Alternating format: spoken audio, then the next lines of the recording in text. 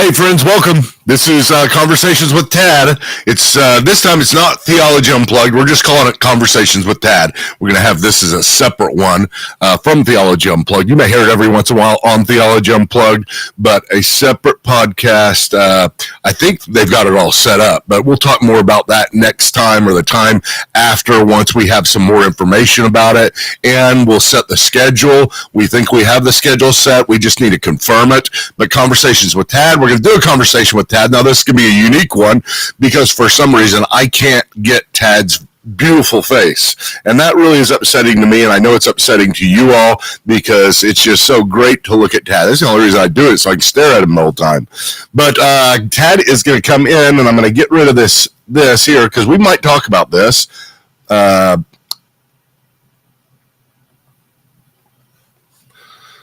Okay, I'm starting over because I forgot to change that, and the video will be messed up.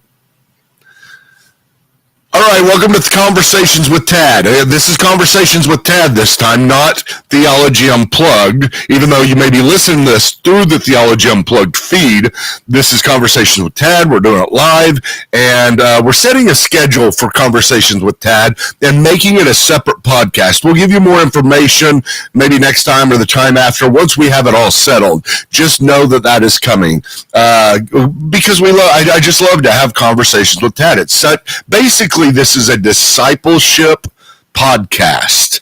And for those of you who are Christians and have been Christians for a long time, I hope you realize how important this is because I bring Tad in because he asks such good questions that everybody out there has, but sometimes we miss. Very often I miss them. And so I love bringing them on. We've been doing this for years together outside of the podcast, but we started a podcast in order to just kind of have fun out in public, I guess. I don't know. But Tad, I am bringing you in now. I think you are on. I don't video. Hey, Tad. What's going on? You look good, man. Thanks, man. You look great too. I can see you in the studio, a little black or a little gray dot. That's all you are to me. Yeah. Well, it's the best I've looked in a long time. All right. Well, we'll figure out. Tab will figure out what's going on with your with your phone later on. But you and I'm not dictating this. I let you dictate it, okay? But sometimes I kind of start off and throw a theme out there, throw something out there, and you can change it to whatever you want. That's why I don't do the titles and stuff, except for it just says Conversations with Tad, because I don't know what we're going to talk about. So what do you want to talk about? Well, first of all, I want to say how great that last podcast you just did for lunch, and I'm looking forward to watching those Monday through Friday. I didn't know you were going to do that, so that's exciting. And second, that'll give us a lot of fodder, won't it? Huh? That'll give us fodder. Yeah, and then plus it's your birthday, so I wanted to say happy birthday. Oh, thank you. 51. I was young, and remember? Yeah. 52. That. I sent you a lot of questions that I don't want to go back and look at them now, but they were. Let's talk about this near-death experience. Okay. All right. And we're just going to be silent? Is that what we're going to do? And try to have one? Well, no. I thought you'd have some. I mean, I've done some research on it, and I watched some videos and stuff, and it's amazing to me that everyone has the same experience. And I lost you. This is unfortunate. My phone took away my sound. Awesome. Can you hear me now? Yeah, I can hear you now. I'm afraid because it was my wife and she knows I'm doing a podcast, and the only reason she'd probably be writing is if something's the matter with it.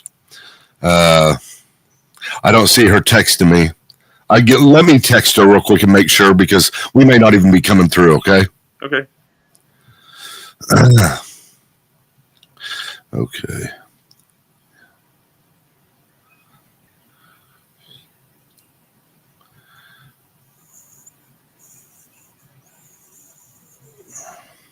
How's your dog?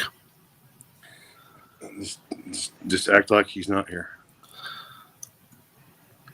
Why? Because if you make eye contact with him at all, yeah, he starts barking. And so Right now, he's just kind of walking around. He's big. He's up to 10 pounds now. That's as big as Oh, really? Yeah, that's real big. Mine are 110. Yeah, but I put my dog against any of yours all day long. Okay, it says it's on pause on Facebook, so that is a problem. Let me make sure here. It may not even be coming in at all. Hi, Christy. It's on pause. Okay, let's see here. No, it's not on pause. And I just saw you say hi, Christy. That's great. Wait, somebody just said, "Hey, Tom." That's weird. Hey, Tom.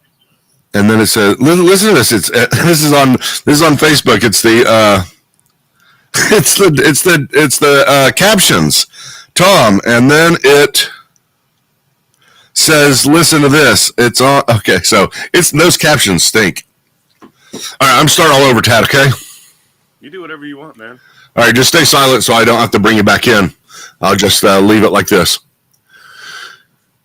Hey, friends, welcome to Conversations with Tad. I'm Michael Patton, and Tad is joining us, but you just can't see him. Now, we are doing this a little bit different. We're calling this Conversations with Tad, and it is going to stay that way. It's going to be a separate podcast, even though you may be receiving this through a Credo House Theology Unplugged Credo Courses feed or Michael Patton feed. But we're going to have something separate for that, and we'll tell you more about that as it stabilizes. We're in the process of putting things together. But this is number 15, Conversations with Tad. I have conversations with my good friend, Tad. And Tad has he just has a lot of great questions about Christ, about Christianity, about the Bible, about everything. And so he is in the midst of eating the stuff up. I mean, he reads and studies everything that I send him and then goes way further than that. And it's just throwing me questions all the time. And they're so much fun for me to answer, not because I just love theology. I do love theology, but it's because it's Tad. And this is what I've wanted my entire life. And so you can see what is going on with Tad. Now, unfortunately, today, you're not going to be able to see Tad because we can't get his video to work. But let me introduce Tad. Tad, you there? Hey. There he is. Hey, Michael. Hey, buddy. What's going on, bro? Nothing. Happy birthday. Fourth time. Thank you very much. It is my birthday. 51. You're 52. Yeah, I am 52. I went into kindergarten. I went into kindergarten whenever I was 4 years old. So I'm very thankful for that now. Yeah, but you went to the first grade when you were 6. So we'll talk about that later. Okay. Kindergarten's tough, man. Man. So you and I have kind of discussed, and I got obsessed with this because you get obsessed with it. You know, you and I are so much alike in that. But with the near-death experience things, yeah, I've got a lot of questions as far as. Well, first, give me some of your thoughts. What I've noticed is every single one of them, no matter the circumstances that they were, passing on, they all saw the same thing. And there was even a TV show a long time ago called something like, you know what I mean? It was like I think it was near-death experiences or something. But I'm just interested to think how this could relate to the Bible. And then I've got a question as far as like the difference between, is there archangels and guardian angels? Are those the same things? Because they kept saying their guardian angel like saved them, and I'm like, okay, I don't know if there's a difference or if that's just a term, but I just love to hear your thoughts on it because you won't ever, even when we talked last night when I'm allowed to talk. So. Well, near-death experiences, my goodness, that's so much fun. That is just actually a really, really fun topic. And, just stop me at any time because I can't see your face. I don't know if you're confused. Normally I can see your face and you're like making face. I can turn to you and say, well, what are you doing? I didn't know you noticed that. Okay. Yeah. But because there's a lot to say about near-death experiences and how it relates to Christianity. Now, listen, here's the deal. I think near-death experiences. I did? Yeah, just Hey, for a second. Can you hear me? I can hear you, yeah. Okay. We're good as long as you can hear me right now. Now, the near-death experiences, I think, are fascinating, and they do evidence something from the spiritual world. Now, it's very hard for me to say they evidence Christianity, they evidence anything else. And near-death experiences are something that happens in, I think it's 18% of people who die and come back. That's a lot. That's 1 in 5. 1 in 5 people who die and come back remember something. It's not that 1 in 5 people have it. We don't really know how many people have these types of things, but they remember something very, very vividly. And the thing that stands out the most with near-death experiences that you have to take this and put this in your pipe and smoke it is that the brain activity is gone. That's part of the kind of data that comes in. And you can go to the study of near-death experiences. There's a site, there's a journal for the study of near-death experiences. Look that up. I think they got like 6,000. They ask them all these particular questions. It's really amazing reading through them because you can read everybody's story and read their answers to set questions in this scientific study. This is not Christians that put this together. This is science itself trying to figure out what happens after death. And so they have all these set questions. And the thing that stands out most, not just what you said, the similarities, but the thing that stands out most is that they vividly remember this. And this is a question they have because it's so important for the study, is that how vivid, and they use this, how vivid were your experiences compared to your experiences in real life?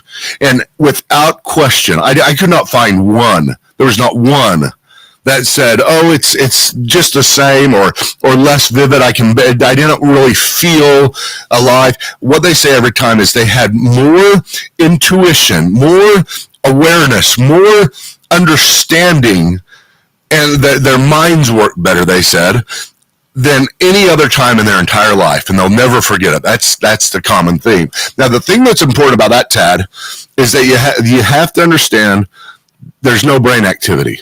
And some people will say, yeah, well, the brain's slowly dying. Okay, that's fine. Brain cells do take a while to die. Mm-hmm. And sometimes they can last for hours, usually, 5 or 10 minutes, but sometimes they can last for hours. And so you have the brain that has no activity and the cells are slowly dying. That would not produce either an experience or vivid experience because the activity is gone. It's like clarity. Like you get more clarity when your brain's dead. That's probably going to help me too. But, yeah. But that's I hadn't seen that part. This is what I talked to you. You remember the movie Flatliners with Kevin Bacon? Dude, I do that all day long with you. That was a good movie back in the day, wasn't it? Yeah, it's a good movie now. I'm going to watch that later. Well, they made a new Flatliners too. It wasn't as good, not even close to as good. I need to watch the new one again though, because I watched it with a lot of bias. I need to try it again, but it didn't get good reviews. But in that, I'm surprised actually, Tad, that people have not done the same thing because of the proliferation. It is ubiquitous. It is everywhere that people have these near-death experiences, and it doesn't matter whether this is another thing that's very important. It doesn't matter whether you're a Western Christian living in America or if you are from India and a Hindu or an atheist. Everybody is the same as far as the percentage amount. It's not like Christians have the most of them.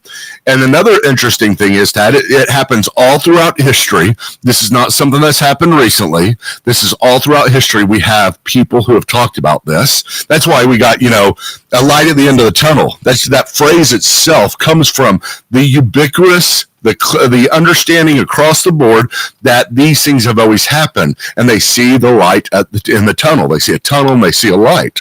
But it's throughout history and every religion, and they all have, like you said, this is the next most important part, is they all have the same type of experiences, which are the light, the consciousness, that they're completely aware, that they are aware beyond anything they've ever been, peace, And most every one of them. There are some people who don't experience this peace, and you do have some kind of weird ones that you might say fit in your worldview, and people going to hell. Those are harder to grab a hold of and study. I'm not saying they're wrong, but these ones, since it's so prolific, and you have these things, you have oftentimes not quite as much, maybe 25% of the time, people see images of their life, their entire life. So they'll phrase my life flash before me. That comes from near-death experiences.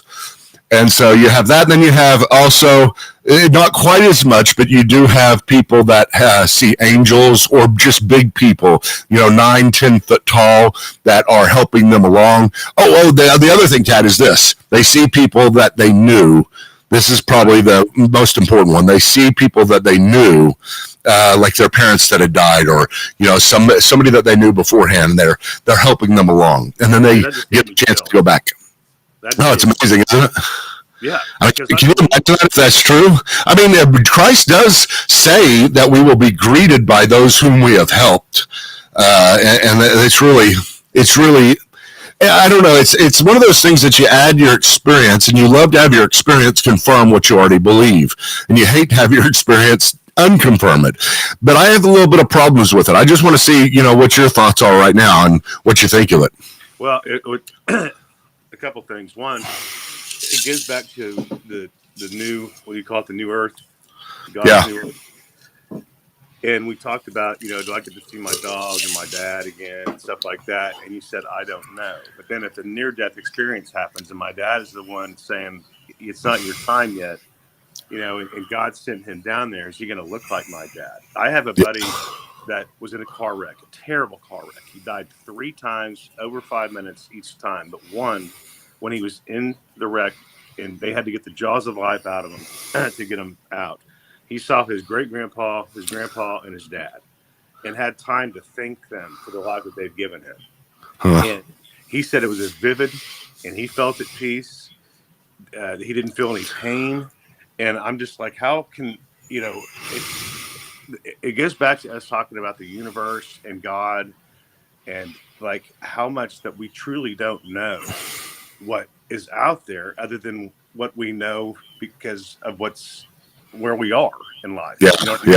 There's just so much more, and this is so fascinating to me, this near-death thing. I mean, but I do want to know what your thoughts. So is there a difference between angels?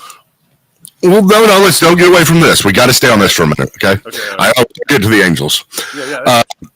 But one of to add to what you're saying there, it's just like it's something that is so common. And what did you say? You said something just a second ago, the very end about it. They see their parents. One of the things of feeling peace. They say also that they're no longer afraid of death. That's very common. Yeah. That's yeah. I mean, it's huge. Once they've gone through it, they're like, oh man, this is nothing. I know where I'm going, and they have a whole different life, and everything is. I mean, let's go. You want to do Flatliners? I do. I'd probably get ousted out of the theological community, but I want to do it not to confirm, but because I want to. You and I to go do it by ourselves. Have somebody else there, then you and I go down there together. Yeah, please. Let's do it. Let's do it. But what if we flatline and we end up someplace else? The bad place. We're in the bad place. Nah, you said that doesn't exist yet. That's true. But that's one of those things where you say, I can't wait to get there, and then say, yes, I was right. That type of thing. Doesn't mean you need that, but at the same time, it's like we are, whenever we die and come into that state, we will be surprised about so much, because we'll be surprised that we were right in a way. I know that sounds bad, but what I'm just saying is that it's just like, you have confidence in tomorrow. We're picking all the games, in football. That's what me and my sons do. And, it was Cincinnati and OU, and there's some tight games, I think it's the Ohio Notre Dame one, real tight. And I chose the underdog, and it's like, I really believe it. Here's all the reasons, and I can go through all the reasons, that happens, and I say, yes, I'm right. Well, whenever we believe these things, I mean, of course, we have lots and lots of reasons, like on my last podcast, but there is a sense in which we'll say, yes, I'm right, but also a sense in which we'll say, I cannot believe I'm here. It's me here. Right. And I think we'll be surprised by three things. Who is there that we didn't think would be there? Who is not there that we thought would be there, and that we were there? So the last one's a funny one. But that was I haven't never thought of it that way. That's What if some random we met 30 years ago or something that apparently, maybe we made an impact on their life or they made an impact on our life and we didn't really even know it at the time, maybe just in passing. I like to call them familiar strangers. Yeah. But that would be somebody that that's pretty deep, Michael. Wow. Well, and gosh, I don't know why God doesn't do this kind of stuff more often. It's so weird to me from a theological perspective to say let's just say this is from God and that it is heaven. And these are all the things that we're kind of associating with things we already believe. It's really interesting to me the way that God would do that. I know he has in the Old Testament, New Testament, and maybe even today, prophets that he has a special relationship with, a different relationship that I envy very much. I really do, because I want to experience God in the same way. I'd love to hear him. I don't care whether he talks in my mind or, a voice out in front. I would love to hear him, but I've never heard him. I've never had a vivid experience. Mine is based upon everything. I mean, lots and lots of stuff that goes on in the real world that demands God, that demands Christ, but at the same time to experience him in that sort of way. And it's odd to me that God allows some people to experience him. I imagine that if... Let me stop you real quick. I know you can't see me, but I've been raising my hand and I just forgot that you can't see me. But I've thought a lot about this, and this is after the one that you and Kelly were on, about how I kind of felt him and then our friend Ashley felt him and saw him. And I really started thinking, why, Michael's been doing this his whole life, and so has Kelly. Why is that fair? It seems like he'd come to you, but I believe it's because you already believe so strongly that he didn't have to prove anything to you anymore. Yeah. I think not that he has to prove himself to anybody, but I think he wants us people that are right on the edge to say, look, I'm here. I mean, this is good, And so it's not fair to you. But at the same time, it's amazing for me. Well, there is a common adage type thing, an adage way of thinking, kind of a staple thing out there that I've never seen it written down, but I've heard many, many people say, and I've thought it too. It's exactly what you said, is that whenever you're a young Christian, he comes to you in special ways. And then later on in life, you may be searching for those ways again, but he doesn't do it at least as much, if at all. And I did have two experiences in my entire life. One of them, the first one was one where I was at Coral Creek Carnival and I was doing a cakewalk and I won it 3 times in a row because I prayed 1 in 36 chance each time. And I prayed, all right, God, if you're real, let me win this cakewalk. And then I said, okay, after I won it, I said, no, let's do it again just to make sure. And I did it 3 times and won all. I went home with a lot of food. Yeah. And that was all evidence of God's movement. But he has not done the cakewalk thing for me again. That was story ever. No, it's the best story. I'm still so excited. I kind of get chills right now. Everybody hated you right then, Cause I know. That was a selfish way to do it, man. I just wanted the cake. I was like, the cookies. They had the bundt cake. Oh man, I had to get those. It's like when you get in line to do it, everybody's like, "Oh man, there's no." Yeah, you cannot beat him. That guy has God behind him on the cakewalk. It's hilarious. But no, I mean, seriously, if I did a cakewalk today, I guarantee he wouldn't show up because he wears me out in so many ways. I talk to you about this all the time, but he wears. Whenever I say he wears me out, you know what I'm talking about. I mean, he really does. I mean, our relationship is a strained, hard relationship. And I wrestle with God continually. And so he wears me out in wrestling. He wears me out in displacing my hip, all those kind of things. But to be able to have that experience seems like it would repair so much. Another theme, whenever it comes to these things, I don't know if you noticed this, but another theme with every one of them, all of them save none, changed their lives afterwards. in some positive direction. Mm-hmm. And seriously, I mean, did you know? I saw the same stuff. It sounds like that you've seen, but yeah. It's just it's amazing how all these things are similar, and they don't necessarily have things according to their worldview. Sometimes they do, but it's not like I used to think it was like this, but it's not. It's not like whenever they get there, they see they're met by 72 virgins, right? Like Muslims or. I thought it was. No, well, that's what you would think if it's not true. If this actually isn't happening, what you do is you impose your culture upon what it is you're experiencing, and so that is the reason why you would say people experience the Jesus, because they're in America, and that's. Everybody believes in Jesus, but in the Middle East, what they see is Allah. So that is not what's happening. What's happening is a very clear thing. Oh, one more thing. They see they're outside their body. They're outside their body, normally looking at what's going on. They're looking at their dead body. Mm-hmm. That's about 90% of the time. Yep. And so here's the deal, Tad, and this is the thing that is probably different, and people will be somewhat surprised. I don't know, surprised. I'm not sure that it confirms the worldview in the sense of everything that we believe, right? Because some of it is confusing, Tad. Whenever you look at it, you see people that do not believe in Christ having peace and seeing things, people that have died before them, which you say, wait a minute. If there's no way to God but through Christ, if you do not trust in Christ, there's Christ is the way, the truth, and the life. No man comes to the Father except for by Him.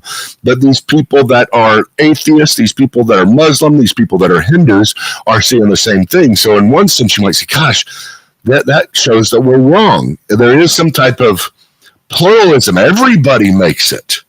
And everybody has that piece. And so, here's what I'll tell you, Tad, and I want your thoughts on this. The Bible doesn't say much about personal eschatology. Eschatology is the study of the end times. That is one of the 6 courses that I do. Eschatology is one of them. I go through all what the Bible says about the end times, all that the Bible says about heaven, all that the Bible says about hell. That's all eschatology. Eschatos, the eschaton, the end, the completion. But whenever it comes to what's called personal eschatology, now listen to this. This is where it gets really interesting and really confirms what you said just a minute ago. Personal eschatology is what happens to you specifically at death and before the resurrection. Because there's a time, a gap. If I died right now, my spirit would go somewhere and wait. Because I've trusted in Christ, the Bible says Christ is going to come back and He is going to reform all of our bodies, and we will be rejoined. So we'll have a body forever. But that in-between time is what we're talking about with this near-death experience. What is happening in between? It doesn't really say much about what happens, except for Jesus tells the man on the cross, "Today you will be with me in paradise." That's number 1. And number 2, Paul says to the Corinthians that to be absent from the body is to be present with the Lord. So there is an absence for the body. Your spirit can leave. And if you're a Christian, you will be present with the Lord in some sense. I don't know exactly what that means without a body. It's a mystery. It's a big mystery, right? Yeah. And it's one more thing, please hold that. I'm so sorry, Tad. Go ahead. But I want to complete this thought. I just wanted to see if you were following me so far. Yeah. Okay, so you've got this. Screen to prove it. You've got this at death. Here's what could. Let me give you a scenario that could be true that is different than what we're talking about, which we may assume. Let's say they're not going to heaven. Let's say that is not heaven. That they're not going to meet. I mean, maybe some of them go and meet Jesus, but that's not as common a theme. They meet other people. Let's say they are meeting other people. Let's say there is peace. Let's say there is a light and a tunnel, because you always have the light, not always the tunnel, but the tunnel sometimes there as well. But there is this peaceful light that they see, and they have at this point. This is the choice they have because they can come back. So it's a different scenario with them. But let's say everybody dies, whether you're a Christian or not a Christian, and you go into a similar situation, and it is peaceful for everybody, no matter what. The Christian eventually, and this is kind of weird because it mirrors so much of our cultural expressions throughout history about the choice people have. We have this common theme that is kind of a folk theology, something that has just always been there, and we sometimes think it because it's always been there, but maybe there's some truth to it that says that you have people who meet you and give you a choice on whether or not you want to go on to heaven if you're a Christian, or whether or not you want to come back. I've had two people that I know very close that have experienced near-death experiences. One of them has had, I think, 19 or 20. That's how many times she's died, and she has a story every single time. Her name's Heather. It's amazing. It's crazy. I mean, I need to have her on sometime to talk about it because her story will just blow your mind. But I'd love to hear her thoughts on this. I'd love to. Yeah. Well, I'd love to hear your thoughts on this. What if they're not going to heaven? Everybody goes to this place, and then the people who are Christians end up going to heaven, and they don't come back, right?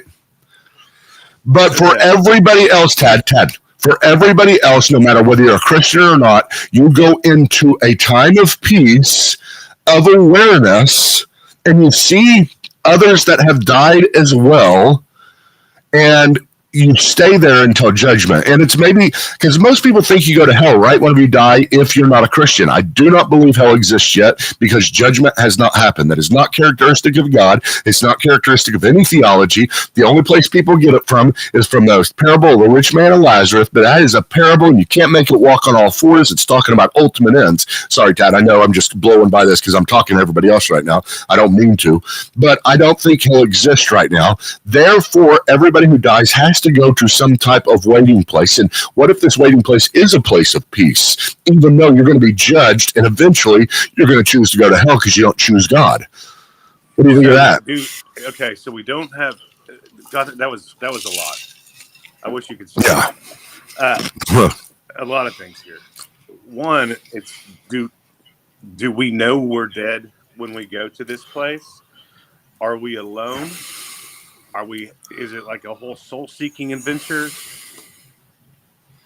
I can't speak from the standpoint of Bible on any of this. Whatever. I like your thoughts. I just like this is how you and I talk. Yeah. You know? Well, it's like, I mean, honestly, Tad, I told you, I don't know, was it yesterday, the day before? Like purgatory. Purgatory is bad. Purgatory. You're still going to this place. Purgatory is purging. It's a purging. It's a washing up before dinner. It's washing your hands before dinner in the Catholic faith. But it is painful. It is hard to go through purgatory. And so this is not something that they're describing. They're describing something incredibly peaceful and that they are incredibly aware of with others that they know. Okay. So they're not alone. Yeah. Okay. Or we won't be alone. But we still. Here's one thing it does, Tad. Above all else, what is it evidence? What is the strongest evidence that this gives? Not for Christ and his death and resurrection.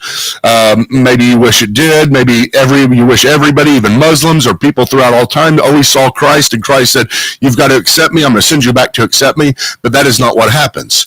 What happens is this common theme, and we have to grab a hold of that and say, well, how does it fit within our worldview? And I say it fits perfectly within the worldview.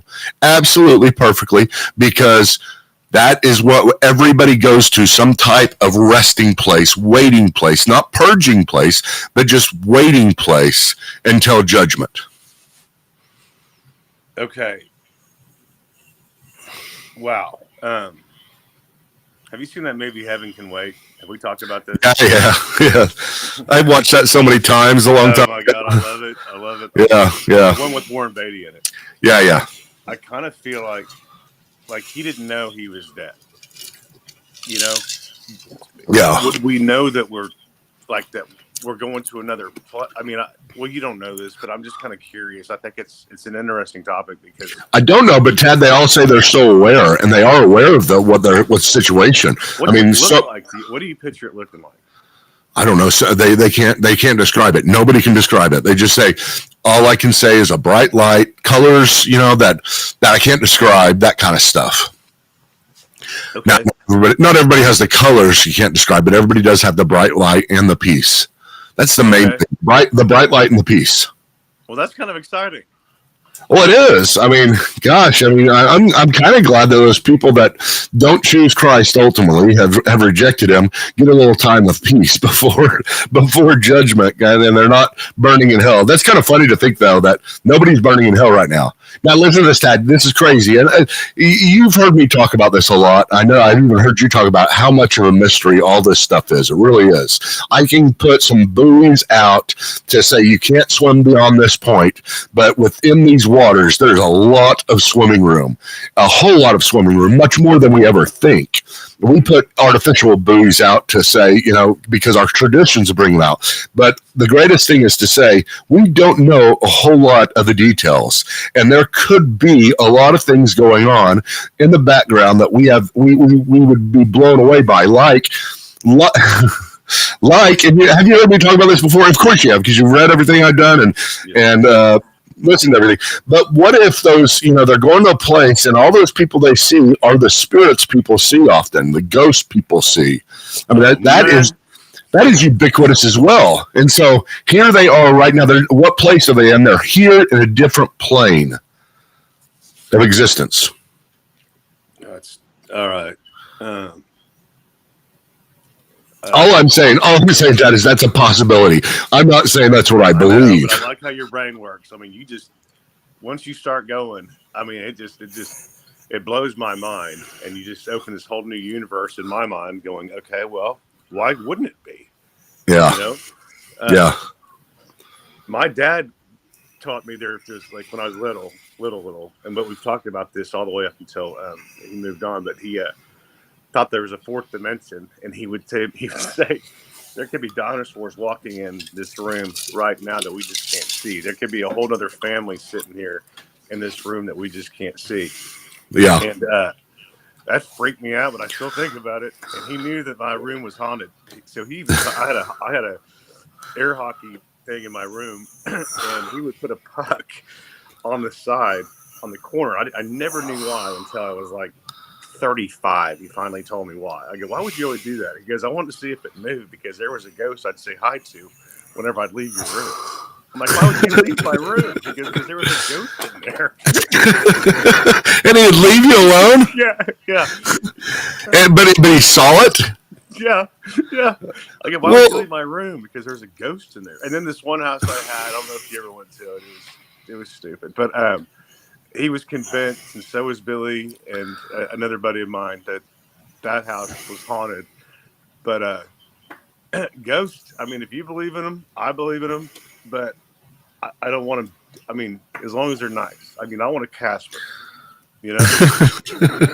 Well, usually, I mean, obviously, the norm is that you can't interact. The norm is you don't die and come back. The norm is, whenever death is death, it's final. I mean, a very low percentage of people who die come back, obviously, right? Mm-hmm. But of those people who do die and come back, there's a high percentage of people that have these experiences. But, it shouldn't really surprise us about any of this, Tad. I know we're about out of time, but I want to, this is what is underlying everything that we're talking about here is part of my what's called biblical anthropology. I know I just told you about eschatology and personal eschatology, but this is anthropology. Anthropology is a little bit easier because we have that subject in school, and it's just the study of man, the study of the past of man. But when we're talking about biblical anthropology, we're talking about what is the constitution of man, what is man created for, that kind of stuff. But the constitution means what are you made up of? And I believe we're made up of material and immaterial. We're both body and soul. I think that's where both of us are. I mean, that we're all people. Everybody has a soul, and the soul is that which subsists, and that's the key word, subsist. I don't know if you've heard me say this before, but that which subsists. Subsistence is to keep a level of existence, no matter how small, but it stays. So the subsistence of the soul is amazing to me to study, because you and I talk, the biggest assumption that people make in this world is that they are who they are. I know that sounds stupid, but hear me out. They are who they are. Like kind of like Popeye, I am that I am. He knew it, but but that's kind of blasphemous, isn't it? I never even thought about that. I am that I am. That's God's name, Yahweh. He said, "I come." Yeah, that's a whole other show. I don't know that Popeye was. Golly, Robin Williams. This is changing everything for me. Oh my God. I am that I am that I am that I am. Whoa, he's basically, I'm God, I'm God. Okay, forget that. But the substance of the soul is this. Listen to this. This is crazy. I do this at every funeral that I do. I don't like doing funerals, obviously. Who does? But there's a part of me that really does, because it connects with people so much. And this part of stuff they listen to in a whole different way. But I talk about how that person has a soul. Whether I know they go to heaven or not, at least I can say this. They have a soul, and that they still exist, which is very important to people, and that they begin to doubt it at the time of somebody dying. They're like, why do I even believe this? That kind of stuff. You rethink everything whenever somebody close to you dies. You know that. I did that with Angie. This is actually whenever I came up with my biblical anthropology, is after Angie died. But every 7 years, listen to this.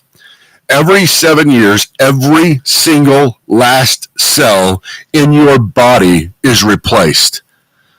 Your cells do not last past 7 years. Like a fly doesn't last past 1 day.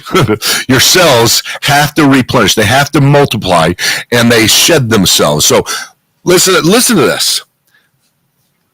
Actually speaking, factually speaking, scientifically speaking, anthropologically speaking, every single way you can talk about this from the standpoint of any study, you are completely different than you were 7 years ago.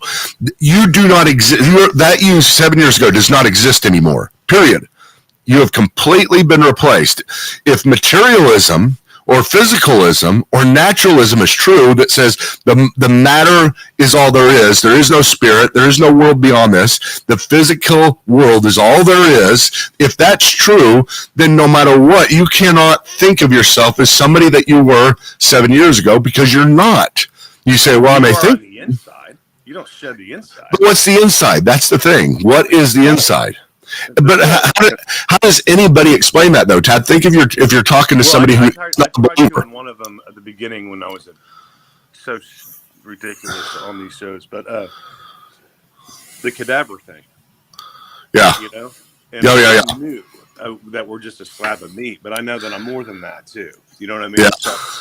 So, but the thing is, Tad, everybody does, don't they? Yep. I guess. There's no matter how much you say you're an atheist, no matter how much you say that there's no such thing as a life beyond, no matter how much you say any of these things, you are living. Remember when I talked about cognitive dissonance? Yes. They are living in cognitive dissonance because they believe they are who they were. Mm-hmm. They believe that they can associate with that person 7 years ago. But that is absolutely impossible if there is not a soul that is subsisting. There is not a you that is the true you. Now, I'm not saying the body's not important. It's incredibly important. That's why we get one back. But at the same time, the essence of who you are is in the soul. And that's why you can talk about you. And that's why you can put people in jail and say, you have... The legal system can say, we are punishing you for 30 years. And you may say after 7 years, hey, let's do a court because I'm not the same person I was 7 years ago, and I need out. This is the new me, actually the new me. But even the court system assumes the subsistence of the soul. Everybody assumes that even speaks about themselves. And so this is part of what's called presuppositionalism. Whenever you're arguing for God's existence, it's very easy to argue for God's existence based upon the fact that everybody else believes God exists in these particular ways. They could not believe that there is such a thing as a you or a me without God. They don't realize it, and sometimes you have to make them recognize it. But I think that's an incredible thing, because the soul does subsist through the time, does subsist through 7 years. Now, this is my birthday. Last year, I was 49. What is it? 7 times 7 is 49. Is that right? I forgot my math table. Yeah. But 7 times 7, 49. So I have gone through a change 7 times, complete change. But I do believe that I am the same person I was back then. Right. And I can speak about me in such a way. And so whenever I talk about death and people say, gosh, it's just so hard to believe that there's something that outlives your body, you already believe that. Your soul is subsisting every single year, outliving your body. That's a lot to take in. It is, isn't it cool? No, I mean, you just got, it's just a constant rabbit hole, but it just opens up so much in my mind to think, I was just thinking about just like God and Jesus and the Bible, but there's so much more to what happens. It's not just, it's there is science involved, there is this and that, and it's unbelievable to me. All right, man. Well, I really had fun this time, and I like the way I look. I love you, Michael. Well, I can't wait to see you again, Tad. And it'll be a minute. All right, we will talk soon, bro. I love you, man. Love you. Okay, thank you for joining us. I hope you enjoyed that. Sorry again about Tad not being seen. I know you get on this to see Tad, but I promise maybe I'll edit it and throw up a good picture of him or something like that. I do appreciate you guys joining. Please keep an eye open for what is going on with this. I'll tell it through my avenues, through Facebook, through Twitter, through YouTube, all of those. And we are going to establish Conversations with Tad as its own entity and move forward that way. And it'll be very consistent. And I can't wait to do that. I hope you guys have joined us, and I hope you're getting something out of this. I sure am having fun, but I will see you